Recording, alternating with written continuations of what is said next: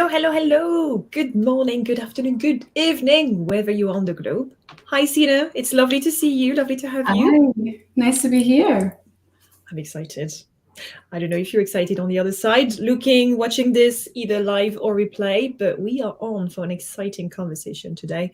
Personal branding, I feel, is something that can potentially scare a lot of the people off. So definitely want to unpack that with the one and only Sina. So VC, I'll give the floor back to you so people have a chance to know a little bit more about you and what you do.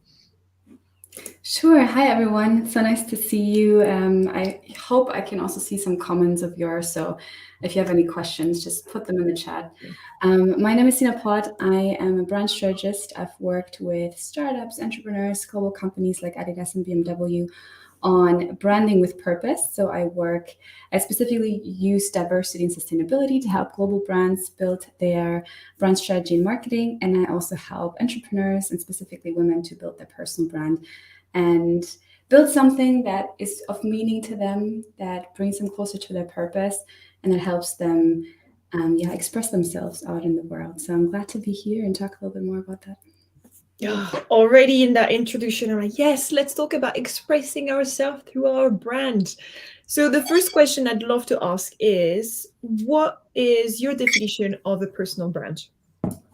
Sure, I think that's kind of like a common question that's always coming, right? Like, what is a personal brand? You always hear things like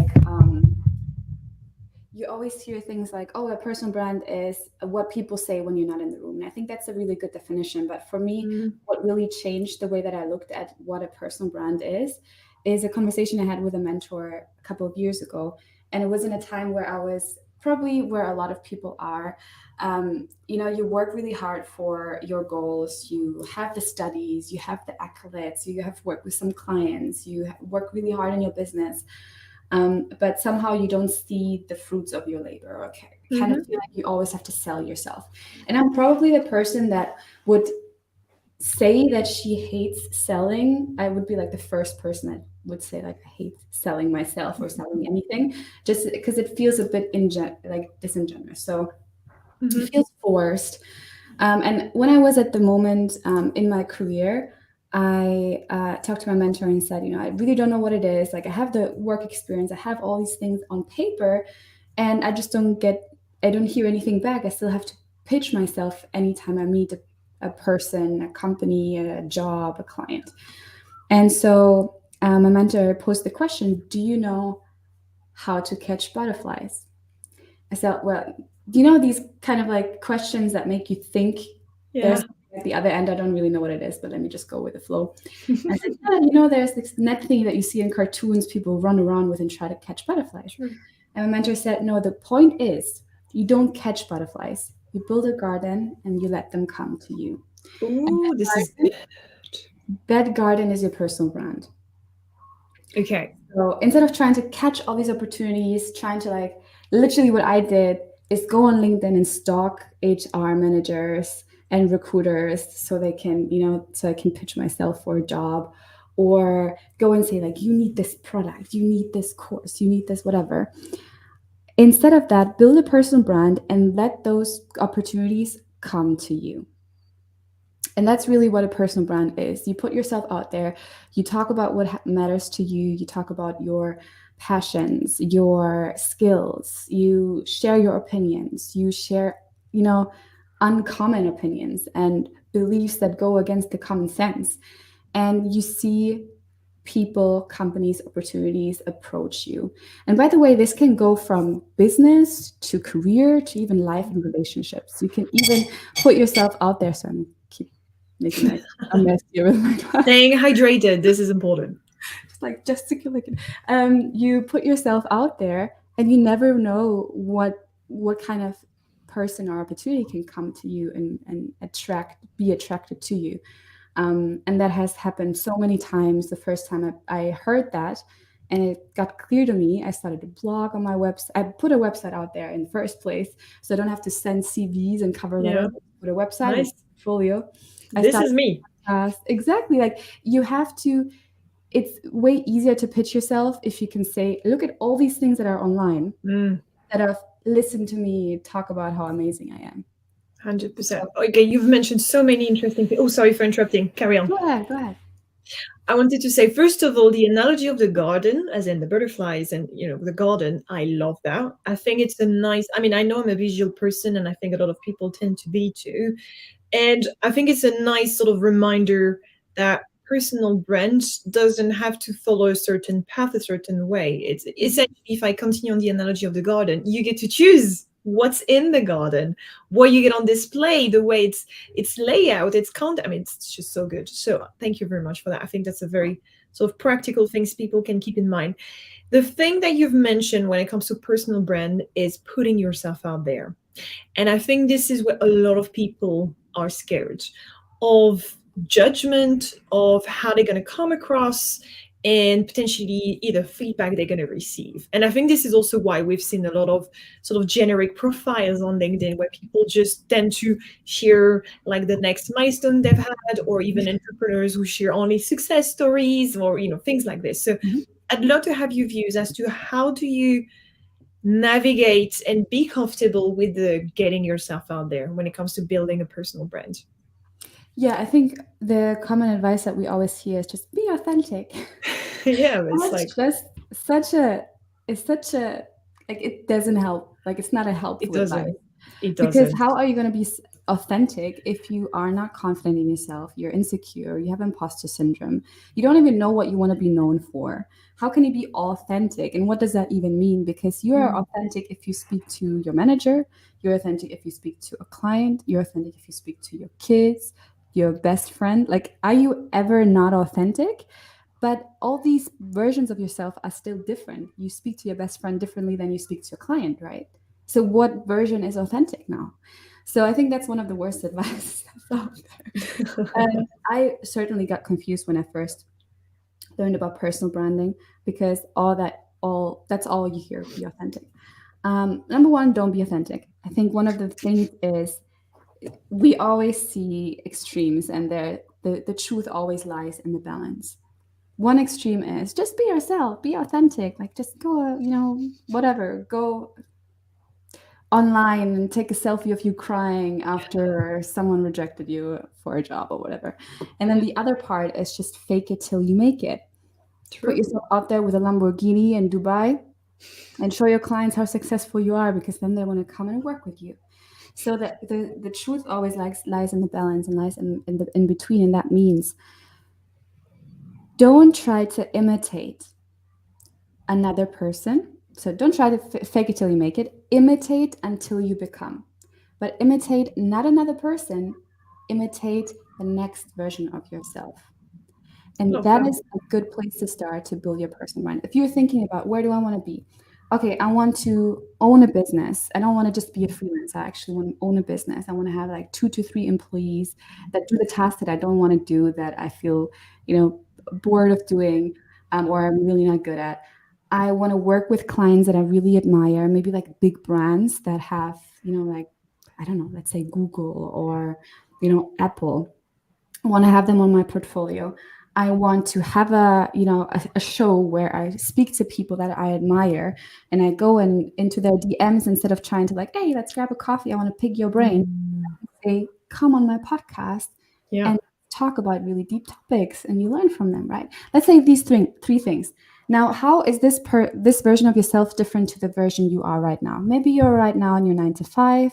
You are, just trying to get by. Maybe you're trying to find like pockets of time every day to maybe put out a piece of content on LinkedIn, but it's just like overwhelming because you don't really know what to do.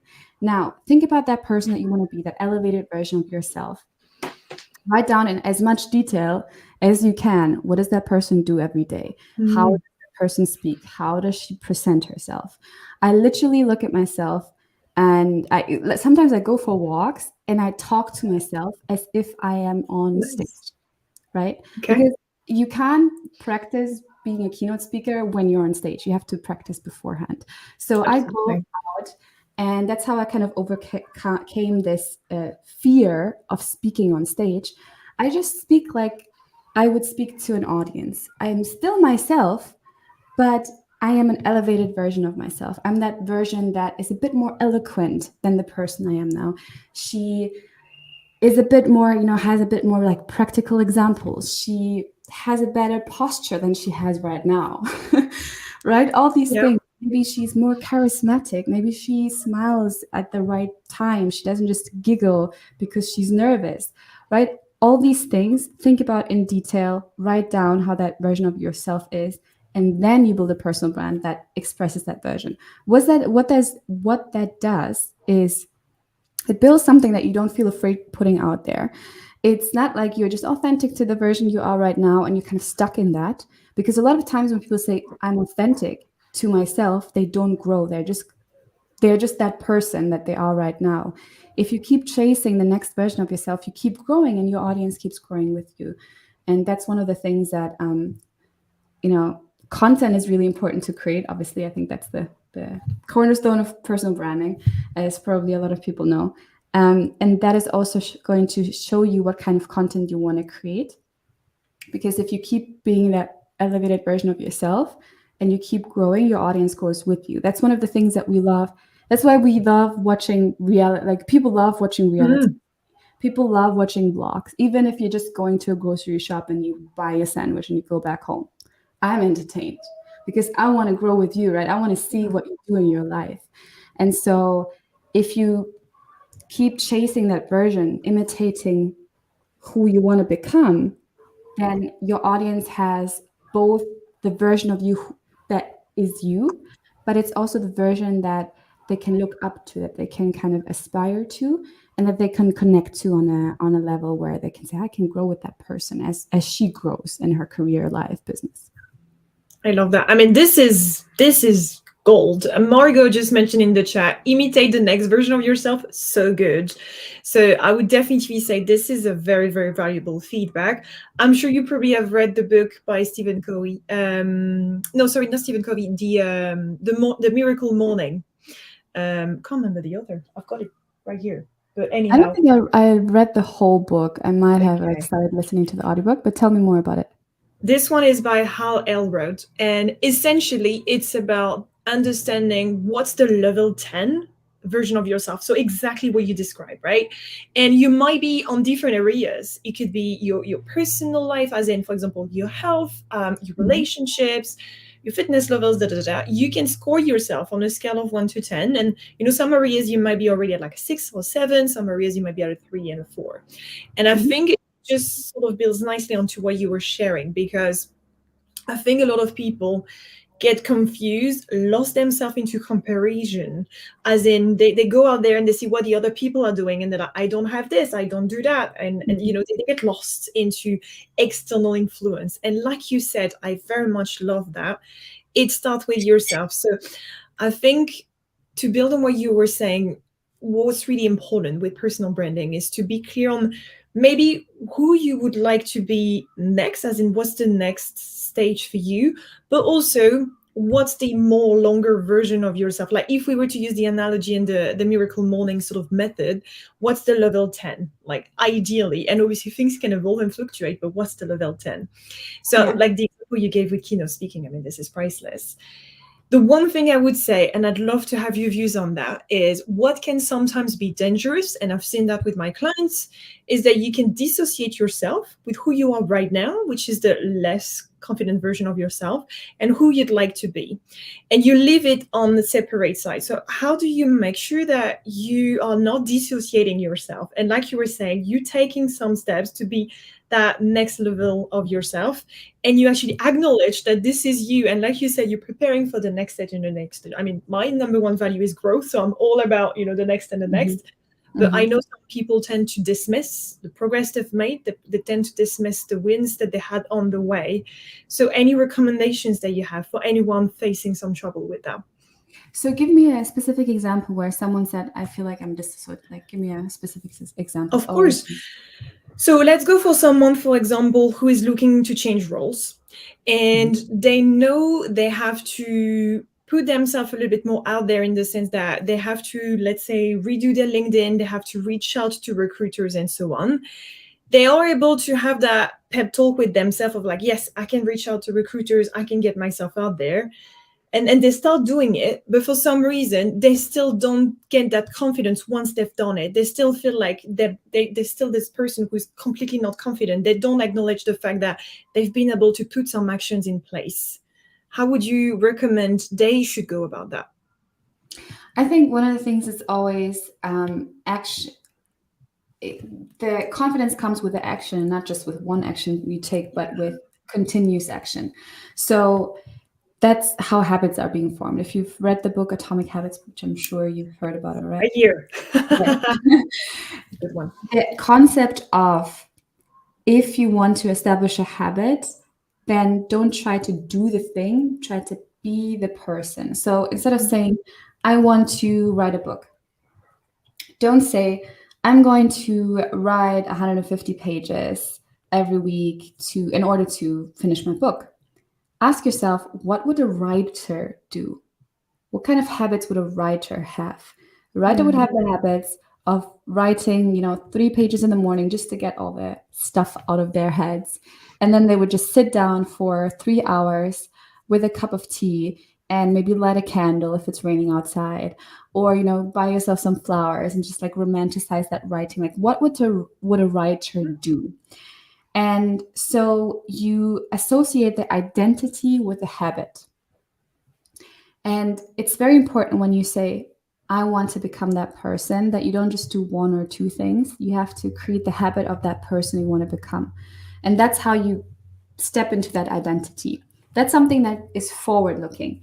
Now you can do something that is backward looking, which is acknowledging all the things that you've done so far and trying to create content around it. I think that's one of the biggest things. If you want to build a personal brand, you have to get into the habit of creating content. That could be different for every person. Could be you creating a podcast, going on live, writing with a picture, just writing a blog post, or doing a talking head video, or doing a vlog, whatever content format you want. And you can create content for things that already happened. So for instance, I have in my membership Brand Academy, one of the women that came into the membership, she's never posted content about her professional career. And she had so much experience, like literally 7-10 years. And she's built her own fashion show in Lebanon about modest fashion, bringing in other modest fashion brands that has never existed in Lebanon before, bringing all the modest fashion brands into one place. She had her own boutique where you can rent clothes online and ship them to you. And she never shared anything about that online. She just shared about her being a mother on Instagram and her travels and things like that. So once she joined Brand Academy, we talked about all the things that she's done in the past. And although she felt stuck in the moment, after COVID, the fashion show was canceled, the rental business is on hold. What should I do? Like, I don't have anything to say right now, right? I don't have anything to prove right now. I don't have any exciting thing going on that I can share. Why don't you just share a picture of the modest, of your show from 2 years ago? Mm-hmm. Yeah. The first post she posted, she got 5 clients. 2 people were interested in sponsoring the next iteration of the event. 2 people wanted to join the event as modest fashion brands and offer their products to it. 1 person wanted to work for her for free and help her create the next iteration of the event. Such a great example. And she had under 3,000 followers on Instagram. And so sometimes you just have to go back literally into your phone, look at your phone, look at 3 years ago, and look at what did I do back then that would be interesting to my audience that people don't really know about. You can't expect for opportunities to come to you without showing people what you've done already. You have to prove a little bit. And even if it's just a behind the scenes video, this video that she posted, it was so low quality. It was like 280 pixels or something. It was super pixelated. You could barely see something. It doesn't matter. It was just a swipe through of all the pictures of the event. And now she's planning the new iteration of the event after 2 years. And she's launching in September. Such a great story. Anyone listening to this, you might be just a post away from opportunities. I think this is a great example. Love it. Yeah. So you have both iterations, right? Looking backwards, just look at one piece of content you can share a week, but something that you've achieved and looking forward. And I think it does a double, it's double win, because it's a way for you to acknowledge how much and how far you've come as well. I feel like, again, the one thing that people sometimes confuse with personal branding is that they have to do it for the others. I would say you have to be selfish and do it for yourself first, as in you have to feel proud of what happened, whatever you're sharing, feel comfortable with what you're sharing, and just do it for yourself. I mean, selfishly speaking, sometimes I use LinkedIn as a diary, just to remember what I'm going through at the moment. And I'm like, you know what? If this can help someone, yes, obviously the whole point for me is to be out there and adding value. But the first person I need to add value to is myself. Otherwise, there is no point of me getting out there. I don't know what are your thoughts on this. I think that's one of the things that why I love vlogging. And you can test yourself if you're the same person. Is your phone storage always full? Like you always phone with random pictures, random videos of everyday life moments, then you should probably get into vlogging, because you should have some kind of outlet of this memory selection, and your personal brand could be the best place to do that. So I started vlogging again in the last couple of months, because I just don't want to lose any single moment of my life. Yeah.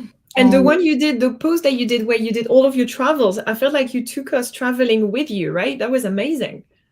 Yeah, and that was just me thinking about all the places I've been and what I've learned, and it came out of a conversation I had with someone about traveling, what you learned with it. And so that kind of just sharing what you've done in your life, it's beautiful for yourself because it's self-expression, and it's beautiful for others because you can give them a sneak peek into your life. And by the way, it doesn't mean you have to share who your partner is and where you live and how old you are. I don't believe any of these things. I want my own personal life out there personally, because I'm a very private person. But you can choose things in your life that you're comfortable sharing, and it can create a really deep connection between you and yourself, and you and your audience. Absolutely. So you've already shared a lot of tips. I think my two main takeaways are about creating and visualizing that version of yourself that you want to be. I think that's a very valuable one. And the other one is very much around, like you were saying, this approach of forward thinking, looking and reflecting, and also obviously backward. Yeah, backward and forward. But anyhow, any other tips that you'd like to share for anyone looking to build a personal brand? Yeah, I think you can start in 3 stages. So my 3 stages would be, number 1 is find your topic, right? And the easy way is just, what do you know more about than the average person? A lot of times we overthink, oh, you have to be an expert at this, and I have to know, like, I don't know, be a... Expert is such a big word as well. Whatever that means, right? Ask yourself, what do your friends always ask you about and ask advice on? What could you write a book about right now? Like, if you would sit down right now, what will you be able to write a book about? So just know more about it than the average person, and be excited to talk about it. Sure, maybe you know about, I don't know, planting a tree, but you're not really excited about it. That's the first step. Number 2 is connect your personality to the medium. So what I always like to do, instead of saying everyone has to do talking head videos, everyone has to have a podcast, think about what your personality is and then find the medium that works for it. Introverts are more drawn to writing, to faceless vlogging. Like, literally, there's Korean YouTubers out there that have 3 million followers and you never see their face, but they vlog on YouTube. What else could an introvert do? Podcasting, right? If you want to put yourself out there, but you don't really want to show your face, you can do a faceless podcast. You've got audio events as well on LinkedIn. Same. Audio events, exactly. Extroverts, what could you be doing? You could do talking at videos. You could do lives like this on Instagram or LinkedIn. You could do public speaking. And by the way, I also want you to remember that 70% of people are on the spectrum between being an introvert and extrovert. There's a very small percentage that are complete introverts, complete extroverts. And by the way, I also know a lot of people who vlog without speaking on the vlog, and they are complete introverts, and you would never know. So find your medium by analyzing your personality. And then the third is people always overthink the idea of design, like a personal brand has to be like super pretty and I need to know my fonts and blah, blah. You need to think about, instead of thinking about how would I want it to look like, I want it to be colorful, whatever, think about what kind of feeling do you want people to have when they first come in contact with your brand. Nice. Let's say they come onto your LinkedIn page and they see your face, they see your header image. What kind of feeling do you want to portray? They read your bio. What is the feeling? Is it, let's say, is it authentic? Is it inspired? Is it tough love? Is it performance? Is it elegant? Is it minimalist? Right? And then based on those three feelings, pick out three feelings that will define your design. So let's say you are a skincare expert and your three feelings are authentic, fresh, right? And loved. Okay. So your visual could be, let's say, fresh. That kind of visual is like ice, maybe lemons. So maybe you want to do like a product, like a shoot where you show skincare that is homemade out of like fresh ingredients. Then you want to do authentic or natural, right? Maybe you want to talk about sustainable skincare and you're just out there without makeup on doing your skincare in nature. That's authentic, right? And then loved. Maybe you show yourself without makeup, but you have spots. So, and you celebrate those spots, right? You celebrate these kind of like small things, like whatever it is, you need to figure out what the feeling is that you want people to have, and then you bring that over with your design. And the design, and I don't want you to think just about the design, think about the identity of your personal brand. And that is connected to how do you dress, right? Your dress, you can't be like, oh, I'm minimalist and my whole personal brand is black and white. And then I see you shopping and you're in pink and blue and that feels inauthentic, right? It does. The word authentic again. That feels like you're just trying to be a different person. Yeah, anything and everything as well, right? So yes. So try to even if a personal brand is not just online, not just your social media, it's also when people get to know you in person and meet you for the first time. So your entire appearance has to match those feelings you want people to have. And then it also goes down to how you speak, right? Maybe you speak in a way that is more, let's say you're minimalist, high performance, tough love, then you have to speak that way as well. You can't be like, yeah, you know what? If you want to be fit, you should probably go to the gym. No, if you want to be performance, if you want to be a performance brand, you say, you're stupid if you don't go to the gym, but you're complaining about, not getting ripped, whatever, these kind of like things. Yeah. Whatever it is. And I want to be calm, but I also want you to wake up. So I might speak in a calm voice, and that's what people know about me, my calm voice, but I'm also going to give you the truth and say, if you want to be a personal brand, but you're not putting out content, then you don't really want it. Like, you're not really doing the work. So these kind of things, number one, no more than the average person. That's how you find the topic. Number two is your personality should match your medium. And number three, instead of thinking about, the design and identity, think about the feelings you want people to have. And then people always say, I don't have anything to talk about. I don't know. I don't even know what makes me special. There's a great book called The Unique Advantage. Yes. I don't think you need to read the entire book. I think the first 3 chapters are fine as well. Because it's mostly focused on entrepreneurs and how to build your brand as a startup owner and get investors. But they talk about the version of what is your unique advantage. It could be money. It could be the city you live in. It could be the education you have. Let's say there's a YouTuber out there called Ali Abdaal. He became big because he was studying at Oxford to become a doctor. And he was talking about his experience of studying at Oxford. That's his unique advantage because it's very special to study at Oxford. Very niche.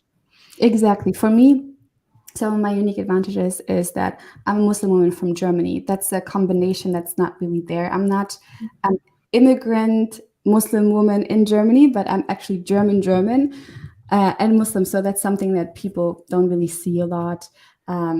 I've lived and worked abroad a lot. These kind of things. I work with brands like Adidas. That's also a unique advantage. Mhm. But it could also be maybe you live in London, and that's a cool unique advantage. Why don't you vlog your day in? Yeah, there you go, vlog. I would love to see your day in London. Maybe you live in the outskirts in, I don't know, Algeria. I would love to see nature in Algeria. Like do like a picture of you sitting outside in nature with your laptop or whatever it is.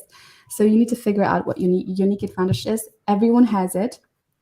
It could be the program you're working at, the company you're with, the humor you have. Maybe you're super sarcastic or funny. Maybe that's True. read like 20 books a month, like whatever it is. You need to There find is out something. what's different. And then I feel like you're a big reader, because every time I I talk don't know about, what you're talking about. I mean, obviously you can't see it. It's there, but yeah, no, maybe. like that Yes. could be a unique advantage, and people Yeah. would fall in love with it. One time I shared that I was a tennis player and I wanted to become a professional tennis player. I was competing professionally when I was in my teenage years, and people reached out and say, "Wow, me too! I love tennis." And So good. It creates connection as well. I feel like this is one thing with the unique advantage, is that it's unique to you. It's something that obviously you're passionate about. It speaks to your heart, but also don't do it for that. But it can create connections, like the example you give with tennis. This is great. Yeah, This exactly. is amazing. Sina, it's been a pleasure to have you. Thank you so much for your time today. You're welcome. I'm glad you had me and opening up this conversation. So Absolutely. Anyone have any question, obviously they can reach out to you. She's around. She does amazing content on LinkedIn, so check it out as well. Thank you so much again. you're welcome. And anytime you have a question, just